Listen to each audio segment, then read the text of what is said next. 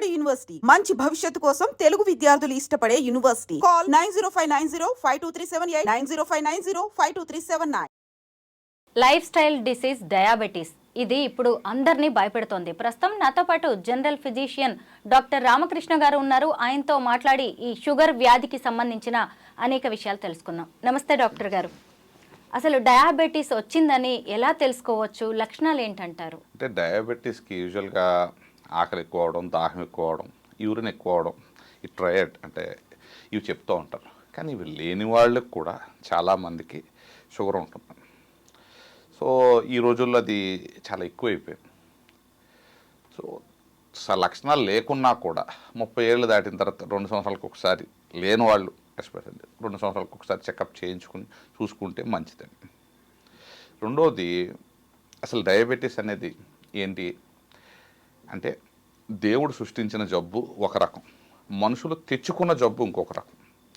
So type 1 diabetes అంటే insulin తయారీ అయ్యే ప్రక్రియని ప్యాంక్రియాస్లో కొన్ని రకాల ఇబ్బందులు, ఆటో యాంటీబాడీస్ వల్ల ప్యాంక్రియాస్ని డ్యామేజ్ చేయడం వల్ల ప్యాంక్రియాస్ ఇన్సులిన్ ఉత్పత్తి చేసే గుణాన్ని కోల్పోతుంది. సో అది యూజువల్గా చిన్న పిల్లల కాడి నుంచి 1 సంవత్సరం బాబు కాడి నుంచి ఎవరికైనా వస్తూ ఉంటుంది. అది ఇన్సులిన్ ఉత్పత్తి ఉండదు. అటువంటి వాళ్ళు ఎలా అంటే యూజువల్గా చాలా సన్నగా మజిల్ అసలు ఏమాత్రం లేకుండా ఉంటారు. వాళ్ళ షుగర్స్ కూడా చాలా ఎక్కువ ఉంటాయి, 400 నుంచి 600 రేంజ్ ఉంటూ ఉంటాయి. ఈ రెండో రకం అంటే మనం ఎక్కువగా చూసేది ఏంటంటే టైప్ 2 డయాబెటీస్. ఈ టైప్ 2 డయాబెటీస్ అనేది 99% కేసులు మనుషులు తెచ్చుకున్న జబ్బు, దేవుడు ఇచ్చిన జబ్బు కాదు. ఇది 100-200 సంవత్సరాల క్రితం నాకు తెలిసి అయితే అది ఉండేది కాదు. అంటే నేను 100% గ్యారంటీగా చెప్పలేకపోతున్నాను. కానీ ఎవరైతే మానసికంగా సుఖపడి శారీరకంగా కష్టపడతారో అటువంటి వాళ్ళకి ఈ టైప్ 2 డయాబెటీస్ వచ్చే అవకాశం తక్కువ. ఇప్పుడు రాను మన జీవన విధానం ఏమైపోయింది అంటే నిద్ర తక్కువ, శారీరక శ్రమ కూడా తక్కువ. ఈ 2 కారణాల చేత తిండి ఎక్కువైపోయింది. సో డబ్బులు ఈ 1990 తర్వాత because of what ever changes, ఇండియాలో ఎకనామిక్ చేంజెస్ వచ్చిన తర్వాత ఈ ఆకలి చావులు అనేది లేదు. పూర్వం 90 కంటే ముందు పిండి వంటలు సంవత్సరానికి ఒకసారి పండగకు మాత్రం చేసుకున్నారు. ఇప్పుడు 365 రోజులు ప్రతి ఇంట్లోనే దొరుకుతున్నాయి. సో క్వాలిటీ ఆఫ్ ఫుడ్, ఈ రిఫైన్డ్ కార్బోహైడ్రేట్ ఉన్న ఫుడ్ అందుబాటులోకి ఎక్కువ వచ్చేయడం. రెండవది ఏంటంటే ఈ రిఫైన్డ్ కార్బోహైడ్రేట్స్ ఎస్పెషల్లీ మైదాలు ఇలాంటివన్నీ కూడా ఒక ఆల్కహాల్ తీసుకునే వ్యక్తికి దానికి ఎలా అయితే బానిస అవుతాడో దీనికి కూడా అట్లానే మనం బానిస అయిపోతాం. అవి తినకుండా ఉండలేం. స్వీట్స్ ఎస్పెషల్లీ షుగర్స్ ఇలాంటివన్నీ ఒక రకమైన కిక్కిస్తాయి. సో స్లోగా అలా ఎడిక్షన్స్ పెరిగిపోయాయి ప్రజలకి. పెరిగిపోవడం వల్ల తిండి ఎక్కువైపోయింది, శారీరక శ్రమ తక్కువైపోయింది. దీని వలన మాత్రమే ఈ టైప్ 2 డయాబెటీస్ అనేది వస్తుంది. దీనికి మందులతో తగ్గించినా కూడా, మందులతో షుగర్ని కంట్రోల్ చేసినా కూడా అంత బాగా ఆయుష్ అయితే పెరగదు. ఎవరైతే ఈ సహజంగా అంటే విపరీతంగా కష్టపడి శరీరంలో కండని పెంచుకుని, అంటే బరువు తగ్గడం ఒకటే కాదని కావాల్సింది, కండని పెంచుకుని కొవ్వు తగ్గించుకున్న వాళ్ళు, అంటే ఫర్ ఎగ్జాంపుల్ నేను ఒక పూట మాత్రమే తిని రోజు ఎటువంటి శారీరక శ్రమ లేకుండా ఒక 2-3 నెలల్లో 10 కిలోలు బరువు తగ్గితే దానికి మనకు వచ్చే ఉపయోగం కంటే నేను ఒక పక్కా ప్రణాళికతో ప్రోటీన్ ఎక్కువ తీసుకుని ఎక్సర్సైజ్ చేస్తూ డైట్ చేస్తూ 2 నెలల్లో 2 కిలోలు తగ్గిన ఇది ఎక్కువ ఆరోగ్యకరం. ఎందుకంటే మనిషి బరువు తగ్గడం అంటే కండను కోల్పోవడం కాదండి, కొవ్వును మాత్రమే కోల్పోవడం. సో ఈ రకంగా ఎవరైతే పక్కా ప్రణాళికలతో వెళ్తారో వాళ్ళకి ఆయుష్ ఎక్కువ ఉండే అవకాశం ఉంటుంది. అంతేగాని మనం షుగర్ని కంట్రోల్ చేసుకున్నాం అని చూస్తారు చాలామంది మందులతో. ఎస్పెషల్లీ టైప్ 2 డయాబెటీస్లో ఇన్సులిన్ తప్పనిసరి పరిస్థితి అయితే తీసుకోకూడదు. టైప్ 1లో ఇన్సులిన్ మాత్రమే తీసుకోవాలి. టైప్ 2లో ఇన్సులిన్ తప్పనిసరి పరిస్థితి తీసుకోవాలి. ఎందుకంటే ఇన్సులిన్ తీసుకోవడం వల్ల మనకి ఇంకా హానికరం ఎక్కువ అండి. ఎందుకంటే ఇన్సులిన్ వల్ల మన ఊబకాయం పెరుగుతుంది, ఈ హార్ట్ అటాక్ రిస్క్ కానీ క్యాన్సర్స్ రిస్క్ కానీ ఇలాంటివన్నీ కొంచెం ఎక్కువ పెరిగే అవకాశం ఉంటుంది. అంటే ప్రో ఏజింగ్ మాలిక్యూల్ అని ఇన్సులిన్ వల్ల వయసు త్వరగా మితిమీరడం జరుగుతుంది. సో ఇన్సులిన్ ఉత్పత్తి ఎంత తగ్గించుకుంటే అంత మంచిది. ఎందుకంటే టైప్ 2 డయాబెటీస్ ఇన్సులిన్ రెసిస్టెన్స్ వల్ల వస్తుంది. అంటే శరీరంలో ఇన్సులిన్ బాగానే తయారవుద్ది కానీ దాని పనితనాన్ని కోల్పోతుంది. దీని మూలాన ఇన్సులిన్ రెసిస్టెన్స్ ఎక్కువ ఉంటుంది. సో అటువంటి వాళ్ళకి ఇన్సులిన్ ఇవ్వడం మంట ఆర్పడం కోసం నీళ్ళ బదులు పెట్రోల్ పోయడం ఎంత మూర్ఖత్వమో ఇది కూడా అంతే మూర్ఖత్వం. డాక్టర్ గారు, ఈ డయాబెటీస్ అనేది మన బాడీలోని ఏ ఏ ఆర్గాన్స్ మీద ఎఫెక్ట్ చూపిస్తుందంటారు? డయాబెటీస్ అనేది వదలని ఆర్గాన్ యూజువల్గా ఏది ఉండదు బాడీలో. ప్రతిదీ అంటే కళ్ళు, చర్మం, బ్రెయిన్, హార్ట్, కిడ్నీ.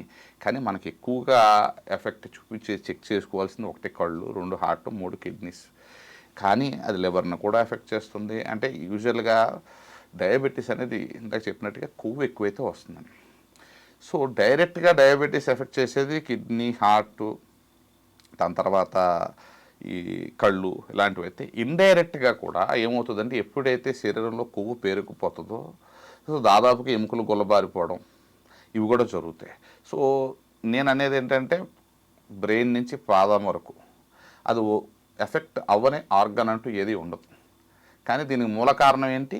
శారీరక కష్టం తక్కువ, మానసిక కష్టం ఎక్కువ ఉండడం వల్ల, 2 ఎక్కువ అవసరానికి మించి తిండి తినడం వల్ల, అది కూడా పిండి పదార్థాలు ఎక్కువ తినడం వల్ల ఇవి వస్తున్నాయి. ఈ 3 ఫోకస్ పెట్టుకుంటే ప్రోటీన్ పెంచుకుని, పిండి పదార్థాలు తగ్గించుకుని, శారీరక కష్టం ఎక్కువ ఉండాలి, మానసిక సుఖం ఎక్కువ ఉండాలి. ఈ 2 ఉండి శారీరక కష్టం అంటే చాలామంది ఏం చేస్తారు, వాకింగ్ చేస్తూ ఉంటారు. నా దృష్టిలో వాకింగ్ పెద్దగా ఉపయోగపడే ఎక్సర్సైజ్ కాదు. ఎందుకంటే వాకింగ్లో మనకు ఎటువంటి కష్టం తెలియదు. కష్టం అంటే ఏంటి? మనకు ఆయాసం వచ్చే పనులు చేయడం, ఏదైనా బరువులు ఎత్తితే కండ గట్టిపడాలి, కండ గట్టిపడే పనులు చేయడం, ఇదంతా సృష్టిలో భాగం. మనల్ని భూమి మీద దేవుడు పంపించింది ఎందుకు? మన ఆహారాన్ని మనం సంపాదించుకుని తినమని చెప్పాలి. అంతేగాని కూర్చుని తినమని మాత్రం దేవుడు పంపించలేదు ఇక్కడికి. సో మనం కష్టపడాలి, బరువులు ఎత్తాలి. అది ఎలా ఎత్తాలి, ఎంత బరువు ఎత్తాలి, ఎలా పరిగెత్తాలి, ఏం చేయాలి అనేది ఒక్కొక్క శరీర తత్వానికి ఒక్కొక్క రకంగా ఉంటుంది. అది మనిషిని చూసిన తర్వాత డిజైన్ చేయాలి. బట్ ప్రతి మనిషి వాళ్ళ స్థాయి తగ్గట్టు ఎక్సర్సైజ్లు అయితే చేయాలి. 90 ఏళ్ళ మనిషి కావచ్చు, ఏదనొచ్చు. ఈ ఎక్సర్సైజ్ని పూర్వం పొలం వెళ్ళి కూలి పని చేసుకున్నారు. మనం అది చేయలేం కనుక జిమ్కి వెళ్ళి చేస్తున్నాం. But it is required. కొంతమంది ఏమిటంటే ఎక్సర్సైజ్లు చేయకూడదు, లేకపోతేనేమో వాకింగ్ చేయకూడదు, వాకింగ్ చేస్తే మోకాళ్ళు అరిగిపోతాయి అంటారు. కూర్చుని తింటే ఏది ఉంది. వాకింగ్ చేసినా, రన్నింగ్ చేసినా, ఏం చేసినా మోకాళ్ళు అరగడం అటువంటివి ఏం జరగవు. కానీ కొంతమంది ఏంటంటే ఈ అన్ఈవెన్ సర్ఫేస్ మీద నడవడం వల్ల దానివల్ల మోకాళ్ళు డ్యామేజ్ అవుతుంటే అది డిఫరెంట్ సబ్జెక్ట్. బట్ మనం శారీరక కష్టం అయితే పడి తీరాలి. డాక్టర్ గారు, ఈ షుగర్ వచ్చిన వాళ్ళకి ఆయుష్ తగ్గుతుందా? షుగర్ ఎందుకు వస్తుంది? మన జీవన విధానం లోపం ఉండడం. టైప్ 1 డయాబెటీస్ అనేది అది దైవ నిర్ణయం, దేవుడు ఇచ్చిన వరం. దాన్ని పక్కన పెడితే టైప్ 2 డయాబెటీస్ మన రాంగ్ లైఫ్ స్టైల్ వల్ల మనకు వస్తుంది. సో దేర్ ఇట్ సెల్ఫ్ మన ఆయుష్ తగ్గించేసుకున్నాం మనం. సో దానికి మనం టెస్టులు చేసుకుని ఉండక్కర్లేదు. అసలు టెస్టులు చేసుకోకపోయినా షుగర్ ఉందా లేదా అని తెలియకపోయినా రాంగ్ లైఫ్ స్టైల్, శారీరక కష్టం తక్కువ, మానసిక కష్టం ఎక్కువ, తినే తిండి ఎక్కువ ఉన్నప్పుడు మన ఆయుష్ డెఫినెట్గా తగ్గిపోతుంది. అది కొంతమంది ఏమనుకుంటారంటే నేనేమి తినట్లేదు అయినా కానీ షుగర్ వచ్చిందంటారు. అది ముమ్మాటికి అబద్ధం. ఎందుకంటే జాగ్రత్తగా చెక్ చేస్తే వాళ్ళ శరీరానికి కావాల్సిన కంటే ఎక్కువ తిన్నప్పుడే షుగర్ వస్తుంది. కొంతమందిలో ప్రెగ్నెన్సీలో కూడా షుగర్ వస్తూ ఉంటుంది. దానివల్ల పిల్లలకు కూడా ఎఫెక్ట్ పడే ఛాన్స్ ఉంటుందా? అది మరీ ఎక్కువగా ఉంటే వస్తుంది. అంటే HbA1c మోర్ దెన్ 9 ఉన్నప్పుడు 8.5 దాటిన తర్వాత మాత్రమే బిడ్డ మీద దుష్ప్రభావాలు చూపించే అవకాశం ఉంటుంది. కానీ ప్రెగ్నెన్సీలో వచ్చే షుగర్ని మంచి డైట్తో బాగా కంట్రోల్ చేసుకోవచ్చు. అదంత ప్రమాదకరం కాదు. ఒకసారి డెలివరీ అయిపోయిన తర్వాత వీళ్ళకి జిమ్కి పంపించింది చేస్తే జీవితంలో మళ్ళీ షుగర్ రాకుండా కూడా చూడవచ్చు. ఇక్కడ నేను చెప్పొచ్చేది ఏంటంటే ఈ రిపోర్ట్స్ని సరిచేసుకున్నాం మందులతో అనేదానికంటే సహజమైన ప్రక్రియ ద్వారా శరీరంలో కండను పెంచుకుని, కొవ్వును తగ్గించుకుని, ప్రశాంతంగా నిద్ర ఉండే శరీరాన్ని అలవాటు చేసి షుగర్ని తగ్గించుకుంటే మన ఆయుష్ ఎక్కువ పడుతుంది. ఇంకోటి, ఒకవేళ ఎక్కువ బతికినా కూడా ఆరోగ్యకరంగా ఉంటాం. అంతే తప్ప మనం ఒకవేళ మందులతో షుగర్ కంట్రోల్లో ఉంచుకున్నా కూడా 60 ఏళ్ళకే ముసలోళ్ళు అయిపోతున్నారు. 60 ఇయర్స్ నా దృష్టిలో ఓల్డ్ ఏజ్ కాదండి, ఇట్స్ యంగ్ ఏజ్. మన పనులు మనం కంఫర్టబుల్గా చేసుకునే ఏజ్. కానీ అన్ఫార్చునేట్లీ ఇప్పుడు 60 ఏళ్ళు వచ్చేటప్పటికి అందరూ ముక్కుతూ మూలుతూ ఏదో ఇంకా అయిపోయింది టైం అన్నట్టు ఉంటున్నారు. అది కరెక్ట్ కాదు. థ్యాంక్ యూ డాక్టర్ గారు. డయాబెటీస్కి సంబంధించి చాలా మంచి ఇన్ఫర్మేషన్ చెప్పారు.